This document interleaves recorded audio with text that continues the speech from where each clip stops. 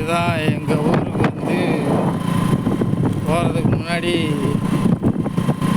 வயல்வெளி. எங்கள் ஊர் மாவட்டம் கடலூர், விருதாச்சலம் வட்டம், கம்மாபுரம் ஒன்றியத்துக்கு உட்பட்டது. எல்லாமே இந்த வயல்வெளி சார்ந்ததான் இருக்கும். இதுதான் இருக்கும். இந்த மண்ணு தான் இந்த உதிரத்தையும் இந்த பூத உடலையும் உருவாக்கின இடம். வாழ்க்கையில் இயற்கையின் மிகப்பெரிய கொடை.